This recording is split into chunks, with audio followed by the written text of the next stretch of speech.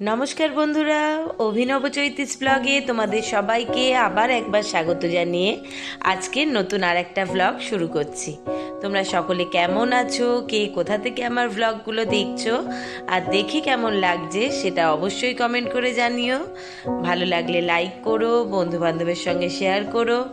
যারা ইউটিউব থেকে দেখছো তারা চ্যানেলটাকে সাবস্ক্রাইব করে দিও, পাশে থাকা বেল বাটনটাকে অল করে দিও। আর যারা ফেসবুক থেকে দেখছো তারা পেজটা অবশ্যই ফলো করো। আজকে রবিবার, ঘড়িতে এখন প্রায় সকাল 9:30 মতো বাজতে যায়। আর দেখে বুঝতেই পারছো চলে এসেছি একটু গাড়ি চালাতে। মানে গাড়িটা তো নেওয়া হয়ে গেল প্রায় এক সপ্তাহের মতো, আর টুকটাক যেহেতু চালাতে পারতাম আস্তে আস্তে পাড়াতে নিয়ে বেরোচ্ছি, কাছে পিঠে মোটামুটি চালাতে পারছি, অসুবিধা হচ্ছে না।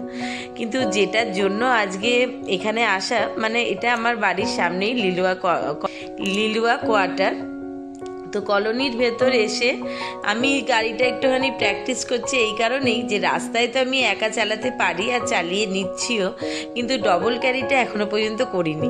মনে করলাম আমি যেহেতু নতুন হাত, আর ফট করে রাস্তায় বেরিয়ে একা ডবল ক্যারি করতে গিয়ে যদি বাই চান্স আমার বা আমার গাড়ির হোক বা আমাদের জন্য অন্য কারোর হোক কোনো রকম কিছু অঘটন না ঘটে, তাই জন্যেই একটু হাত প্র্যাকটিস করে নিলাম।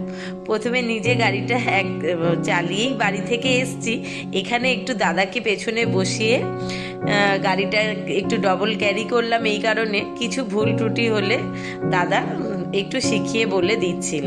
কিন্তু আমার ট্রেনার হচ্ছে সাংঘাতিক রাগী। ট্রেনারের সামনে একটুও ভুল করা যাবে না, সে যেটা বলবে একদম মনোসংযোগ দিয়ে শুনে সঙ্গে সঙ্গে তৎক্ষণাৎ সেই কাজটা শুনে নিতে হবে আর করতে হবে। তো জীবনে টুকটুক করে এগিয়ে যেতে, সারা জীবনে তো মনে হয় শেখার কোনো শেষ থাকে না, আর যত শিখবে শেখবার ইচ্ছাটা কিন্তু আরও দ্বিগুণ হয়ে যায়। এটা একটা মানে ভীষণভাবে নিজের ভেতর থেকে আসা চাহিদা। এই গাড়ি চালানোর ব্যাপারটাও যদিও তাই।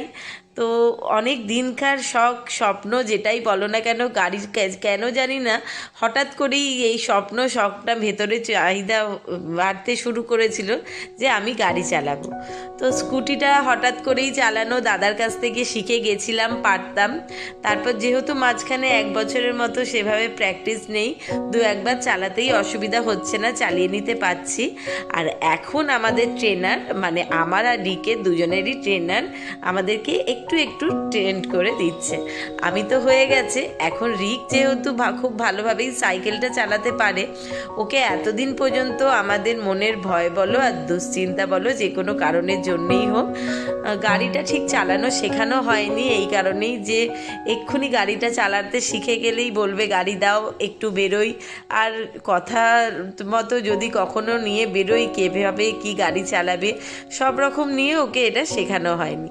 কিন্তু নতুন যখন গাড়ি কেনা হয়েছে আর একটু বড়ও হচ্ছে, তো দাদা ওকে বিশেষ করে আজকে এখানে আসা রিকের জন্যই, যে ও যেন গাড়িটা চালানো তো খুব একটা বিশেষ কিছু কঠিন ব্যাপার নয়, এটা একটু ওকে বুঝিয়ে বলে দিল ঠিক কতটা এক্সিলেটার দিলে কতটা পিক আপ বাড়বে, কীভাবে এগোবে সবটা ও একটু নিজের মতো করে গাড়িটা বুঝে নিচ্ছে। যদিও এর আগে তখন আমি ভিডিও করতে পারিনি, 1 রাউন্ড দাদার সঙ্গে একটুখানি ঘুরেও এসছে। দাদা অবশ্য পেছনে বসেছিল, সেই অবস্থাতেই ওকে একটু শিখিয়েছে। আর এইবার ও নিজে একটু বুঝে নিচ্ছে, এবার ও নিজে আস্তে আস্তে, এখানটা যেহেতু রাস্তাটা একটু ফাঁকাই থাকে, আস্তে আস্তে চালাবার চেষ্টা করবে। তো ও যতক্ষণ ওদিকে গাড়ি চালানোটা শিখছিল, আমি মনে করলাম আমি বা দাঁড়িয়ে থাকবো কেন, তাই জন্যে ভাবলাম তোমাদের দাদার বাইকটা একটুখানি চেষ্টা করে দেখা যায়। তো দাদা বলল অবশ্যই, একবার ইচ্ছা যখন হয়েছে আর একটু আধটু যখন তুমি চালাতে পারো তখন অবশ্যই চেষ্টা করতে অসুবিধা নেই।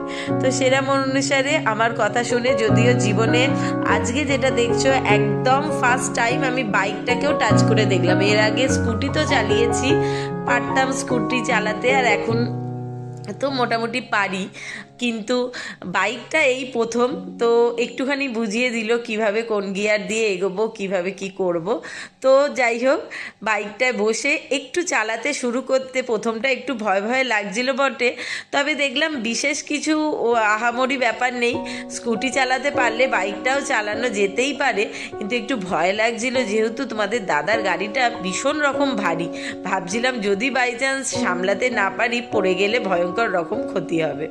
তো যাই হোক, মনের সাহস জুগিয়ে একটুখানি বাইক চালানোটাও মনের স্বাদ মিটিয়ে নিলাম, কারণ সঙ্গে যখন ট্রেনার রয়েছে একটু ভালোভাবে ট্রেন করে দিলে আশা করি শিখে যাব। করতে করতে আমি খানিকক্ষণ বাইক চালাবার পর রিকও বুঝে গেছে, আর রিক এতক্ষণ নিজে আস্তে আস্তে প্র্যাকটিস করছিল, সেটাই তোমাদের সঙ্গে একটু শেয়ার করলাম। এই দেখো, রিক কিন্তু একদিনেই স্কুটি চালানোটা শিখে গেছে ভালোভাবে। প্রথমে একবার বাবার সঙ্গে ঘুরে এসছে, তারপর এতক্ষণ নিজে আস্তে আস্তে প্র্যাকটিস করছিল, আর এখন খুব আস্তে হলেও নিজে চালাতে পারছে। তো মোটামুটি ঘড়িতে এখন 11:45 মতো বাজতে যাচ্ছে। এখান থেকে বাড়ি যেতেও মিনিট 10 মতো সময় লাগবে গাড়িতে। তো চলো, অনেক বেলা হয়েছে, এবার বাড়ি ফেরা যাক। রবিবার, রান্না বান্না সমস্ত কাজকর্ম আছে, একটা অন্য রকম রবিবার সকাল থেকে কাটানো হলো আজকে।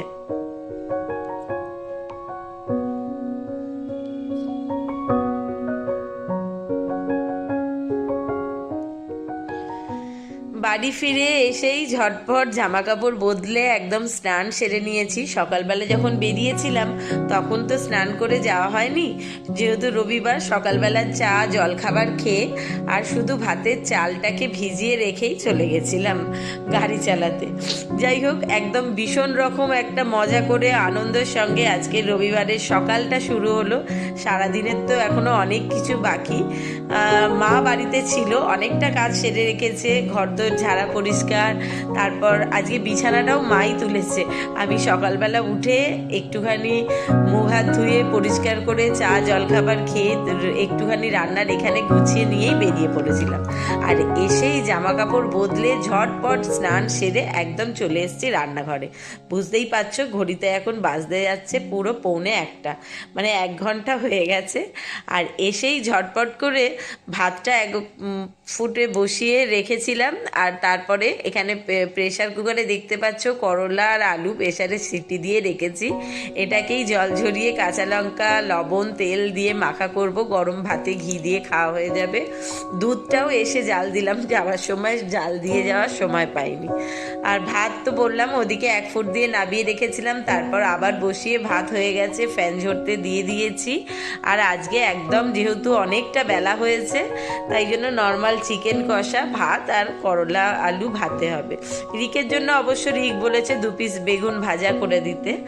আর রিকের অবশ্য আজকে দুপুরবেলা ওর জেম্মার বাড়িতে নেমন্ত্রণও আছে, তো ও বলেছে গরম একটুখানি চিকেন কষা আর বেগুন ভাজা করে রেখে দিতে, ও রাত্রিবেলা বেগুন ভাজা দিয়ে রুটি খাবে।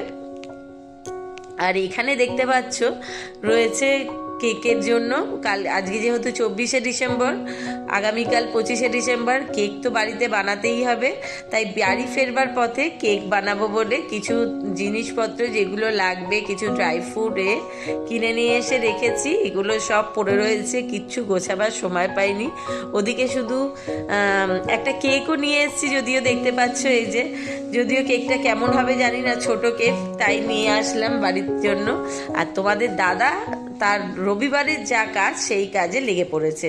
সকালবেলা যেহেতু ঘর ধরে সেরকম কিছু দেখতে পাইনি, এসে স্নান টান করে নিজের কিছু কাজ ছিল অফিসে, সেগুলো লেখালেখি সেরে নিয়ে কোথায় কোন ঘরের কোথায় বাইরে লাইট সব জ্বলছে কিনা, কার তার কেটে গেছে, কার তার জুড়তে হবে, এই সমস্ত কাজগুলো তো তোমাদের দাদার রবিবার থাকে জানোই। কোথায় পাখা পরিষ্কার, কোথায় ঘরের কোণে ঝুল ঝবেছে, এইগুলো ও প্রায় রবিবার দিনই করে থাকে। তো ও ওর কাজ করছে, আর আমি এদিকে দেখতেই পেলে একদম এসেই ঝটপট করে পেঁয়াজ রসুন কাঁচা লঙ্কা সমস্ত একটা পেস্ট বানিয়ে রেখেছিলাম, আর সেই দিয়ে চিকেনটা দিয়ে একদম কষতে বসিয়ে দিয়েছি। রোজকার মশলা দিয়ে ভালোভাবে কষিয়ে নিয়ে আজকের চিকেনটা আর বেশি ঝোল করব না। গরম ভাতের সঙ্গে মনে করেছি আজকে একটু গ্রেভিটা কম রাখবো, একটু খানিকটা গোটা মানে কাটা পেঁয়াজ গোটা টুকরো দিয়ে দিলাম, তাহলে একটু খেতে ভালো লাগবে বলে। নর্মাল চিকেন কষা ভাত আর করলা আলু ভাতে এই দিয়ে ঝটপট খেয়ে মনে করছি দুপুরবেলা আজকে একটা লম্বা ঘুম দেবো। কে জানে কেন সকালবেলা তাড়াতাড়ি উঠেছি বলে কি না জানি না, অনেক দিন বাদে আজকে কিন্তু দারুণ একটু ঘুম ঘুম পাচ্ছে। সাধারণত দুপুরবেলা শোয়া আমার অভ্যেস নেই, আর একেবারে সকালবেলা ঘুম থেকে উঠে পড়লে সারাদিন শোয়া বসা করতেও ভালো লাগে না। আমি করিও না যদিও, কিন্তু জানি না কেন আজকে একটা মারাত্মক ঘুম পাচ্ছে। আর মোটামুটি এখানে দেখতেই পাচ্ছ চিকেন কষা প্রায় হয়ে এসছে, আর একটু গরম জল দিয়ে একটু গ্রেভিটা বাড়িয়ে নেব, দিয়েই ঝটপট রান্না তো হয়ে এসছে, একসঙ্গে সকলের খাবার বেড়ে খেতে বসবো। তো চলো আজকের ব্লগটা এখানেই শেষ করলাম। সকলে ভালো থেকো, সুস্থ থেকো। খুব শিগগিরই নতুন আর একটা ভ্লগ নিয়ে ফিরে আসবো। ততক্ষণের জন্য টাটা।